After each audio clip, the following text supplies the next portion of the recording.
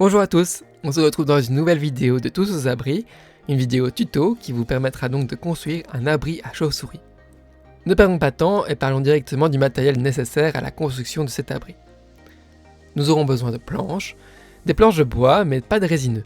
Ne faites pas l'erreur que j'ai faite, utilisez plutôt un bois beaucoup plus résistant aux aléas climatiques comme le bois de châtaignier ou le chêne. Pour la suite, utilisez un bois qui n'est donc pas poli. Si votre bois est lisse, pas de souci. On va régler ça dans quelques instants et on va, avec un petit subterfuge, régler ce problème.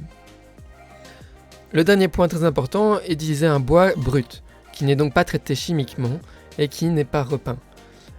Si vous utilisez un bois de récupération, ce qui est tout à fait possible et beaucoup plus écologique et économe, je vous invite à faire très attention sur ce point car les produits chimiques ou la peinture peuvent faire fuir les chauves-souris ou du moins ne pas les attirer à l'intérieur de l'abri. Gardons tout ça en tête et passons maintenant aux mesures.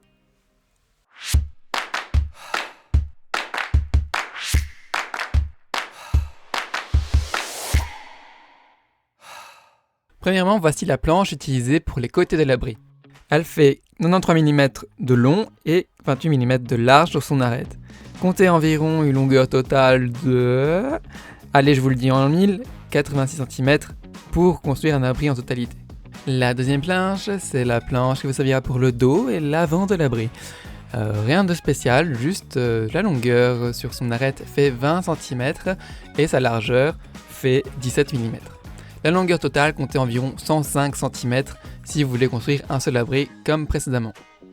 Petit bonus, si votre bois n'est pas très résistant à l'humidité, utilisez une surface isolante sur son toit. Petit rappel, n'utilisez pas de peinture en spray ou en pot. Quoi qu'il arrive, n'utilisez surtout pas de produits chimiques ni de lubrifiant. De lubrifiant, comment ça? Bon, n'utilisez pas ça quoi qu'il arrive.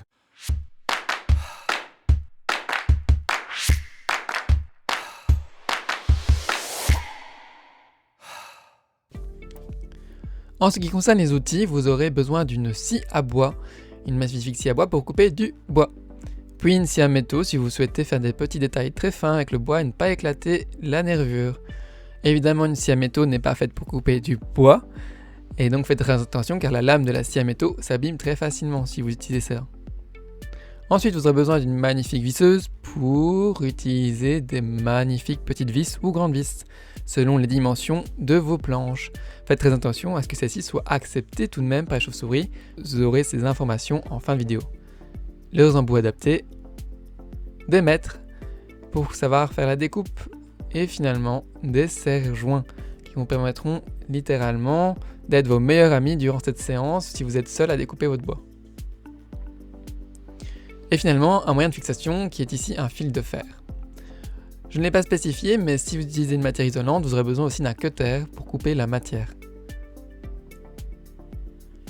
Comme autre moyen de fixation, vous pouvez aussi utiliser et opter pour un treuil.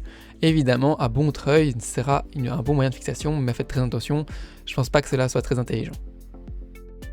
Dernièrement, certains éléments n'ont pas pu être montrés, mais j'ai utilisé des clous de fixation, donc qui vont permettre l'accrochage du fil de fer. Et finalement, j'ai utilisé aussi une matière isolante autre que celle que je vous ai montrée dans cette vidéo, qui est un rouleau de pare-pluie.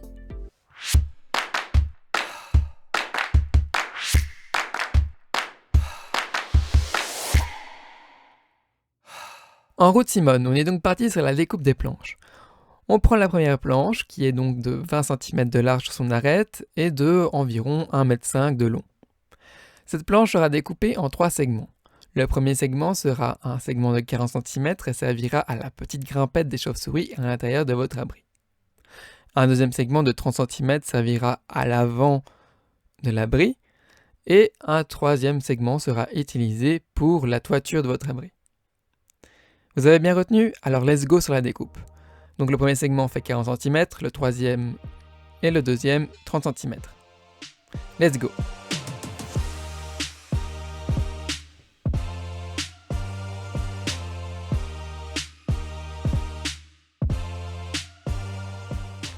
Ensuite, on part sur la planche secondaire qui sera donc utilisée pour les côtés de votre abri. Les deux segments seront de 30 cm. On peut aussi, et ce qui sera forcément le cas si vous avez utilisé les mêmes mesures que moi, découper un troisième segment qui vous servira pour refermer la base de l'abri. En effet, avec ces dimensions, l'abri possède une base avec une ouverture trop grande. Les pipistrelles, donc les espèces les plus communes de chauves-souris, se suffiront d'un espace de 2,5 cm. Découpez donc un dernier morceau à la fin de la découpe pour avoir environ 2,5 cm d'ouverture. On arrive à l'étape la plus amusante et la plus cool et sympathique de ce tuto. Non, je mens un peu, il y a un peu de sarcasme cette histoire, mais c'est l'étape vraiment la plus importante pour les chauves-souris. Cette étape va permettre donc leur accessibilité à l'abri.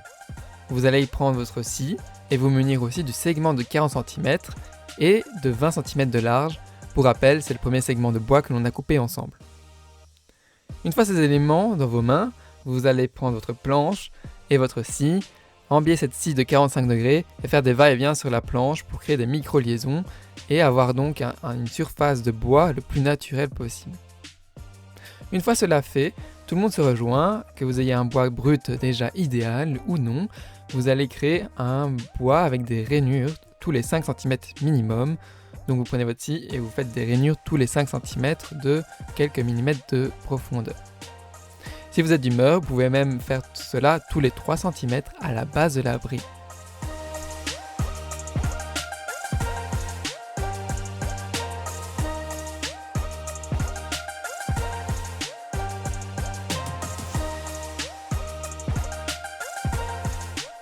Et voilà, l'étape la plus fastidieuse et la plus amusante, bon, je mens un peu, je vous le rappelle, est faite. Maintenant, on peut s'attarder au montage. Et si vous voulez même aller encore plus loin, vous pouvez même faire des micro-liaisons sur toutes les surfaces internes qui serviront à l'abri.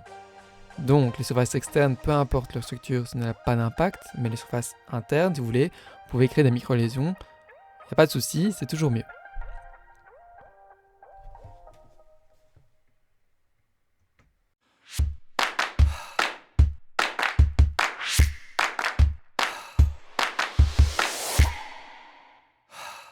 Voici donc maintenant à l'étape de montage. Cette étape est beaucoup plus sympathique à observer que l'étape de découpage, je vous l'accorde. En effet, on va pouvoir voir la construction de l'abri avancer à grands pas. Commençons tout de suite sans traîner avec la planche de support. Cette planche est celle de 40 cm de long et de 20 cm de large, celle que l'on a rainurée et griffonnée avec la scie, souvenez-vous. À partir de cette planche, on vient venir visser les deux côtés de 30 cm de long et de 10 cm de large environ. Les 10 cm restants, qui seront donc à l'endehors de l'abri, de la planche de 40 cm, donc la planche support, sera la base de l'abri et restera en extérieur. Si vous avez fait des rainures espacées entre elles de 3 cm, c'est de ce côté-là que doivent se placer les rainures. Par la suite, on peut s'intéresser à l'installation de la devanture de l'abri. On vient la fixer par rapport aux deux segments de planche qui servent de côté.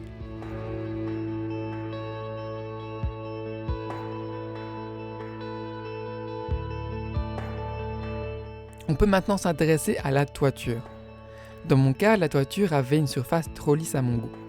Par conséquent, j'ai vissé un autre morceau de bois beaucoup plus brut que la toiture originale pour laisser donc une meilleure accroche aux chauves-souris.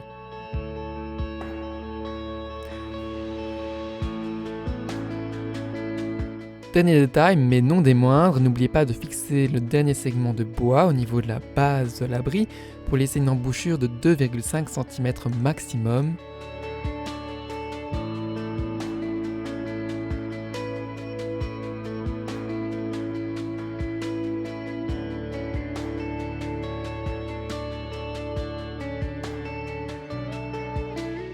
Une fois cela fait, vous pouvez tout simplement fixer le toit sur les deux côtés avec deux vis.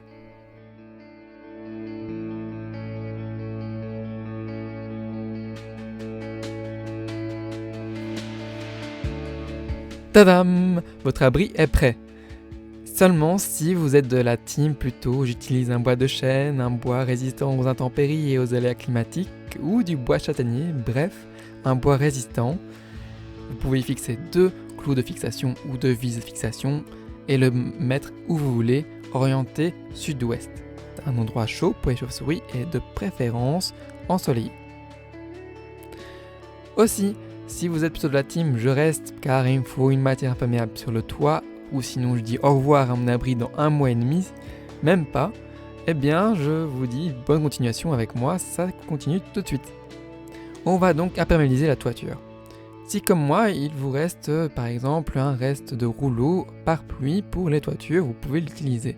C'est une matière assez simple à couper grâce à un cutter et on peut aussi facilement la fixer grâce à des clous.